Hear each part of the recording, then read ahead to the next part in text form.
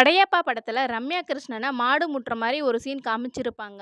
அதாவது ரெட் கலர்ல எத பார்த்தாலும் மாட்டுக்கு கோவம் வந்துரும். அதனால மாட்டுக்கு முன்னாடி போகாதீங்கன்னு சொல்லுவாங்க. அதே மாதிரி இந்த படத்துல சௌந்தர்யாவும் ரெட் கலர்ல சாரி கட்டிட்டு வருவாங்க. அவங்களையும் மாடு துரத்துற மாரி ஒரு சீன் வச்சிருப்பாங்க. இந்த படத்த பார்த்ததுக்கப்புறம் நம்ம எல்லாருமே நெனச்சிருப்போம், ரெட் கலர பார்த்தாலே மாட்டுக்கு கோவம் வந்துரும், நம்மள முட்ட வரும், தொரத்த வரும் அப்படின்னு. ஆனா, இதுக்கு முன்னாடி 1994ல மஞ்சு விரட்டுன்னு சொல்லி ஒரு படம் எடுத்திருப்பாங்க.